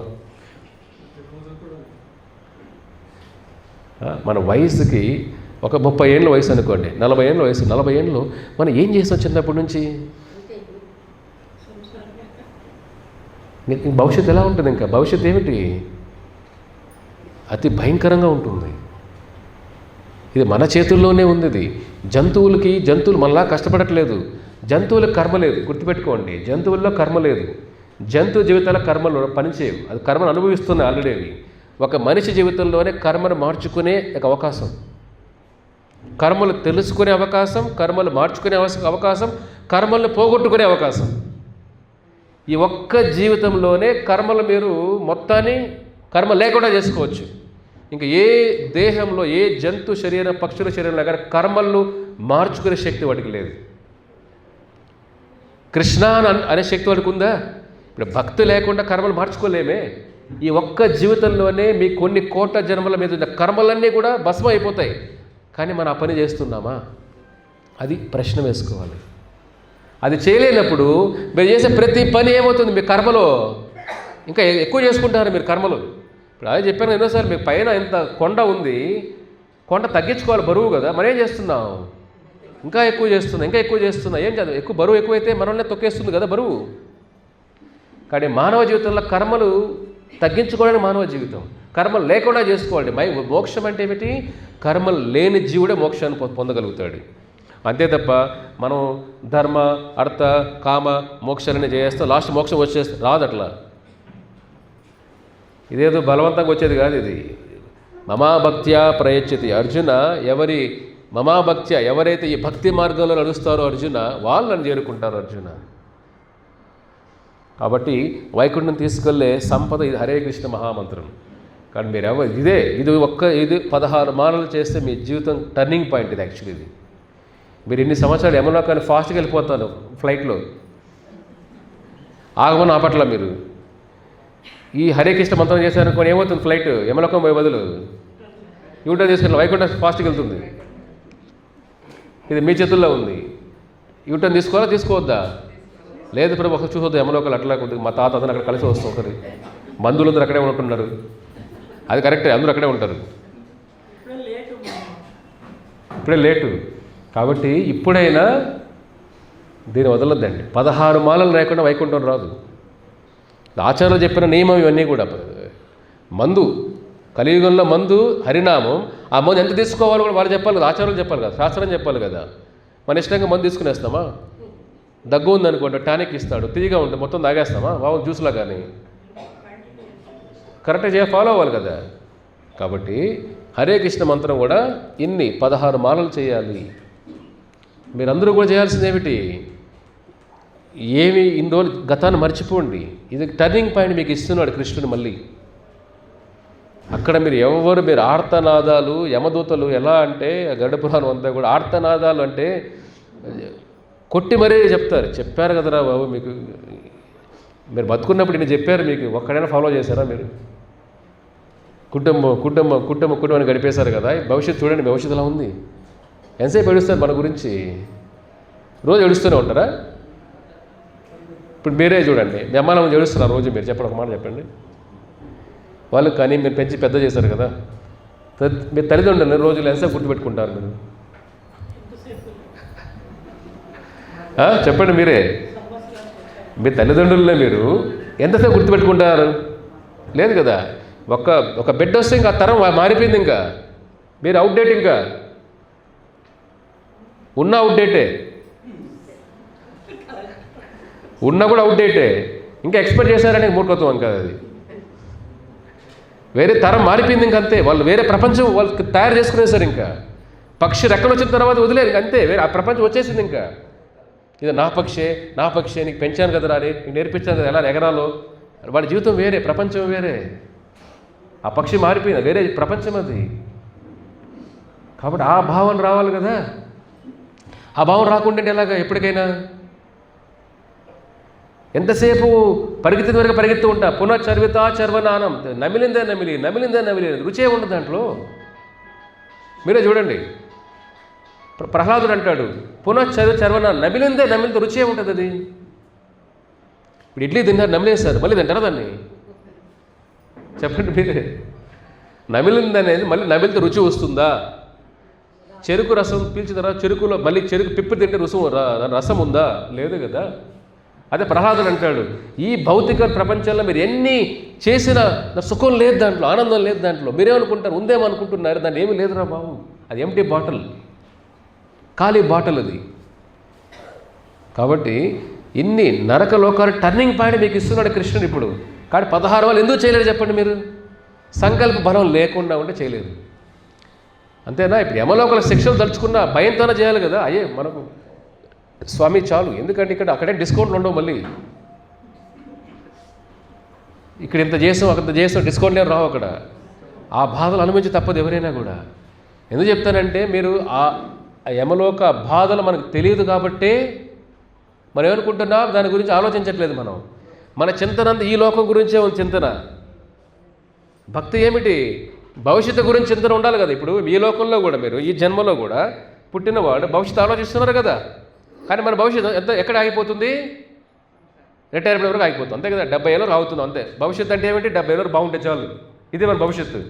భగవంతుడు ఏమంటున్నాడు? 70 ఏళ్ళు కాదురా బాబు, నెక్స్ట్ జన్మ గురించి ఆలోచించరా నువ్వు అంటున్నాడు ఆయన. నెక్స్ట్ జన్మలో ఏమవుతుంది పరిస్థితి ఏమిటి? ఇప్పుడు ఈ జన్మ ఎందుకు తెలుసుకోవడానికి ఇవన్నీ. కానీ పొద్దున్న నుంచి రాత్రి వరకు మనం అజ్ఞానంలో బతకూడదు, బయటికి రావాలి. అజ్ఞాన తమసోమ జ్యోతిర్గమయ్య, బయట రావాలి. భగవద్గీత మన వైకుంఠం తీసుకెళ్ళి వెళ్ళే టార్చ్ లైట్ ఇది టార్చ్ లైట్. హరే కృష్ణ మంత్రం కారులాగా వైకుంఠం తీసుకెళ్ళి పుష్పక విమానం ఇదే, వైకుంఠ విమానం ఇది. ఈ రెండు ఉంటే చాలు కదా. కాబట్టి ప్రతిరోజు ప్రయత్నం చేయండి. లేదా మరణేపి చింతయామి, చనిపోయేటప్పుడు హరి కృష్ణ భగవానుడు శ్రీహరి ఏడుకొండల వాడు కళ్ళు మనం స్పృహలోకి రాడు. మన ప్రతిరోజు ఆయన సేవలో ఉంటే తప్ప, ఒకవేళ మనకు ఆ భావనలో లేకపోయినా ఆ స్వామి భావన ఇస్తాడు చనిపోయేటప్పుడు. నా సేవలో ఉన్నాడు వీడు, నేనే గుర్తు చేస్తాను రారా. ఆయన సేవలో లేకుండా నా ఫోటో చూపించినా గుర్తుకు రాడు. కాబట్టి మీరందరూ కూడా వేస్ట్ చేసుకోవద్దండి. ఇంకా ఎవరు జపం మొదలు పెట్టలేదో మొదలు పెట్టండి. కులశేఖర ఆళ్వారులాగా రాజభోగాలు సుఖాలకంత దాసులు అయిపోవద్దండి. మీరేం కావాలి? శ్రీహరి దాసులు అవ్వాలి. మానవ జీవితం దాసాదాసి, కృష్ణదాస కృష్ణదాసి, హరిదాస హరిదాసి. ఈ స్థితికి రాగలిగితే ఇదే మన ఆఖరి జీవితం. కానీ మానవ జీవితం ఆ 7 కొండల వాడిని చేరుకోవడం తప్ప వేరే మార్గమే లేదు. ఇంకా వేరే ఈ జీవితం దానికోసమే అని పుట్టింది. ఇది మిస్ అయితే మళ్ళీ రాదు. ఇంకా మళ్ళీ మీరు ఏడ్చినా రాదు. అంతే కదా. ఇప్పుడు ఒక్కసారి ఎగ్జామ్లో పాస్ అయితే అద్భుతమైన ఉద్యోగం, ఫెయిల్ అయితే లైఫ్లో ఎగ్జామ్ రాయలేవు ఇంక నువ్వు. ఎలా ఉంటుంది పరిస్థితి చెప్పండి మీరే. లైఫ్లో ఒకసారి ఎగ్జామ్ పాస్ అయితే నీకు వెలగట్టలేని జీతం, ఫెయిల్ అయితే మళ్ళీ ఎగ్జామ్ రాయలేవు. కష్టపడి రాస్తామా లేదా? ఈ ఎగ్జామ్ పాస్ అయితే చాలా నా జీవితం అంతా ఇంకా వెలకట్టలేని జీతం నాకు వస్తుంది, కష్టపడి కింద మీద పడి పాస్ అవుదాం అనిపిస్తుందా లేదా? అది భక్తుడు ఆలోచన. ఈ మానవ జీవితం విలువైన జీవితం ఇక్కడ ఎలాగైనా ఎగ్జామ్ ఏమిటి? మృత్యు అందరినీ శూన్యం చేసేస్తుంది. కాబట్టి ఆ మృత్యు సమయాల్లో మనం ఎదుర్కొనే ధైర్యం భగవద్గీత ఇస్తుంది, కృష్ణుడు ఇస్తాడు. అహం మృత్యు స్వామి అంటాడు. కాబట్టి జపం చేసేవాళ్ళు 16 మాలు వేసేవాళ్ళ చింతన తెలియకుండా కృష్ణ అని వచ్చేస్తుంది. లాస్ట్ వారం ఇంత ముగిచేద్దాం. లాస్ట్ వారం ఒక భక్తురాలు వాళ్ళ తల్లి, ఆవిడ సింగపూర్లో ఉంటారు, వాళ్ళ అమ్మాయి మన బెంగళూరులో ఉంటారు. మంచి భక్తుడు పెళ్లి చేశారు ఆవిడ. ఇద్దరు మంచి భక్తులు, భార్యాభర్తలు, వాళ్ళ పిల్లలంతా. ఆ మాతాజీ అమెరికాలో ఉంటారు, సింగపూర్లో ఉంటారు. 60 years 60 సంవత్సరాల వయసు ఉండొచ్చు ఆ మాతాజీకి. సో కృష్ణుడు అంటే చాలా ప్రాణం. ప్రభుపాద దీక్ష తీసుకున్నారు ఆవిడ, మన బెంగళూరులో దీక్ష తీసుకున్నారు, సింగపూర్లో ఉంటారు. ఆవిడ భగవంతుడు ఎంత అంటే చూడండి, వాళ్ళ అమ్మాయిని కూడా, మామూలుగా అమ్మాయిలకి ఒక అల్లుడిని వెతకాలని ఏం చేస్తారు? మంచి అల్లుడు కావాలంటే వాళ్ళు బ్యాలెన్స్ షీట్ చూస్తారు ఫస్ట్ కదా, మనకన్నా ఎక్కువ ఉందా లేదా. అప్పులు కాదు, ఆస్తులు.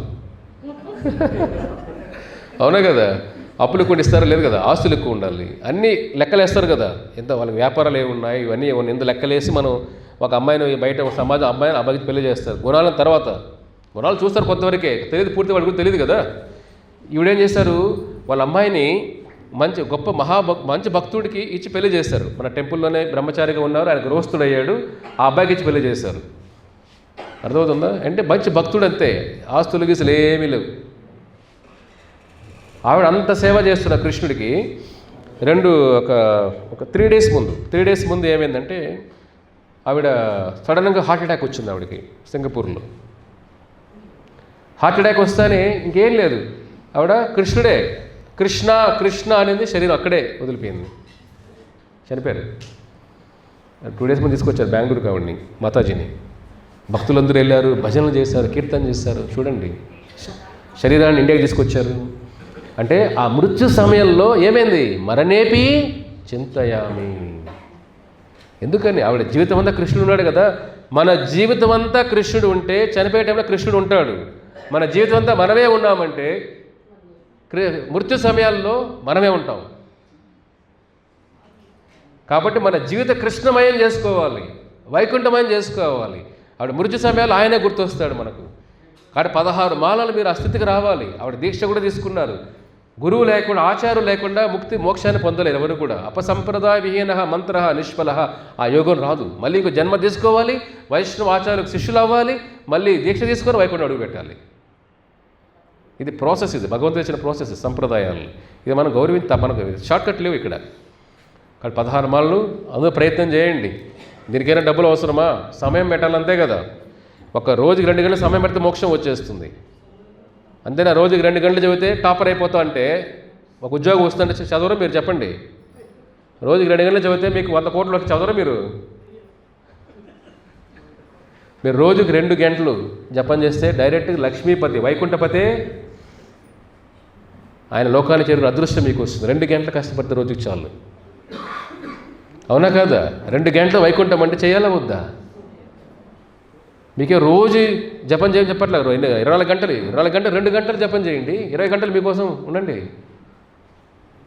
ఇది కష్టమా ఇది? కానీ మన మైండ్ కొన్ని జన్మల నుంచి పాపాలు చేసి కర్మలని చేసి మనసు అటు వైపు వెళ్ళదు, కృష్ణుడి నామం వైపు వెళ్ళదు. కాబట్టే మనకి ఇన్ని బాధలు. విన్నా కానీ మనసు కరగట్లా, చూస్తున్నా మనసు కరగట్లా, శాస్త్రంలో చూసినా మనసు కరగట్లే, ఆచారం నుంచి విన్నా మన మనసు మారట్లేదు చాలామంది. అది మారాలంటే మనం ఒక్క క్షణం చాలు. ఓకేనా? మరణేపి చింతయామి. ఇది స్వామి స్మరణలో రావాలి. ఓకేనా? ఎవరైతే 16 మాలు ఇవాళ మొదలు పెట్టండి, రేపటి మొదలు పెట్టండి, మీ చేతిలో ఉంది. ఇది అరచేతిలో వైకుంఠం అండి. ఇది అర్థమవుతుందా? ఏమిది అంటే ఇది మీరేదో అక్కడెక్కడ నేర్చుకోవడం కాదు. అరచేతుల వైకుంఠం, అరచేతుల స్వర్గాలు కాదు, అరచేతుల నరకం ఉంది గ్యారెంటీగా. అంతే కదా? అరచేతుల నరకం, ఇది లేకుండా నరకమే కదా. ఇంక మనం భయపెట్టడానికి కాదు, ఇది భవిష్యత్తు. జ్యోతిష్యుడు అంటే అటు ఇటు ఏదో చెప్పచ్చు, భగవంతుడు చెప్పే వాక్కులు తప్పు అవుతాయా? కృష్ణుడు కదా, కామ క్రోధ లోభ నరకలోకానికి తీసుకువెళ్ళే 3 దారులు అర్జున, 3 ద్వారాలు అర్జున. కోరికలు, కామం, క్రోధం, కోపం, లోభం. నరకానికి 3 ద్వారాలు అర్జున అన్నాడు. కానీ స్వార్థంగా కోరికలు జీవించే వాళ్ళకు అదే ద్వారం. లోభం, నాది నాది నాది, ఇంకా ఇంకా ఇంకా దాహం, తీరని దాహం, అది నరకానికే ద్వారం. గీతలో కృష్ణుడు చెప్పిన తర్వాత మీరు ఇంక ఏం చెప్పినా అది మారవు. ఇంక ధర్మ సూత్రాలు ఇవన్నీ. కాబట్టి మీరు ఇప్పుడైనా కొద్దిగా జాగ్రత్తగా జీవితాన్ని కాపాడుకోండి. ఓకేనా? ఆ మాతాజీ చూడండి, ఎక్కడో సింగపూర్లా కానీ బెంగళూరుకు వచ్చి అక్కడ సింగపూర్లో స్వామిని తలుచుకుంటూ, ఏ దేశమైనా భక్తుడికి ఏంటి మరణేపి చింతయామి. భక్తులు ఉంటే ఆ భావన ఇస్తాడు కదా. ఏ ఊరైతే లోపల ఉన్నది ఆయనే కదా. కాబట్టి ఈ జీవితాన్ని వేస్ట్ చేసుకోవద్దండి. ఇప్పటికే చాలా వేస్ట్ అయిపోయింది, బాధపడాలి మీరు. చాలా వేస్ట్ అయిపోయింది మన జీవితం అంతా కూడా. అంటే ఇలాంటి జ్ఞానం లేకుండా బతికేసామే, ఇప్పుడైనా జాగ్రత్తగా బతకాలి, ఆ చింతన రావాలి. అది వచ్చినప్పుడే మార్పు క్షణంలో వచ్చేస్తుంది. మీ చేతుల్లో ఉంది. ఓకేనా? హరే కృష్ణ.